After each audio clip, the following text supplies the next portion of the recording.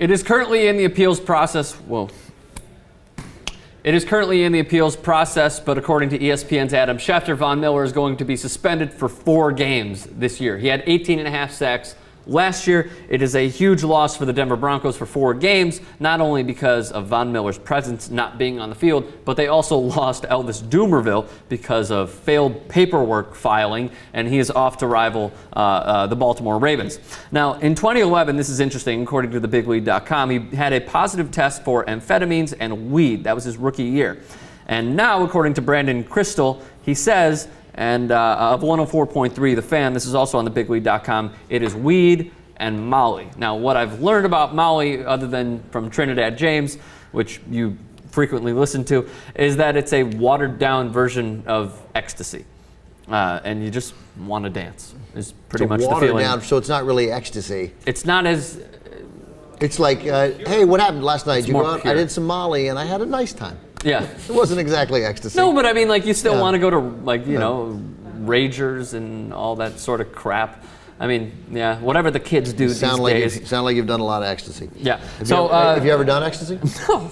Are you kidding? No. It should be noted that by the terms of the policy in the program for the substances of abuse, a first failed test like that now being reported from 2011 would have put Miller in a program without suspension so long as he complied. That information and involvement in the program is supposed to be confidential, blah, blah, blah. Unless a player fails another test while still not completing what is called stage 1, which is 90 to 270 days after entering your program, it could actually take 2 more failed tests while in what is referred to as stage 2. Yeah, no one understands what you're reading. Outline right there. Vonn Miller, whose Twitter handle is MillerLight40, which is cool. Yeah, nice. He's saying, seeing reports about the 4-game suspension. You don't drink beer. He says, I know I did nothing wrong. I'm sure this will be resolved. And the NFLPA they're disappointed that confidentiality was breached because basically if you're suspended, you're not supposed to release it until after you've had your appeals hearing, and he hasn't even had that scheduled yet. However, no matter what happened here, and I don't care, but the NFL needs to not treat heroin and cocaine and steroids the same way that they treat weed. Okay. Like, I mean, these are not performance-enhancing drugs. In fact, weed is almost certainly in the NFL a performance deterrent. Yeah. So it's not the same. I got it that maybe you can still suspend people and maybe you can suspend him for a game, but the idea that a guy might have a coke problem and might need to go to rehab, and if he otherwise that he's just smoking weed, foolish as it may be, because it would violate the policy, and I don't know what he says he didn't do it. So what should they do for weed use, marijuana use?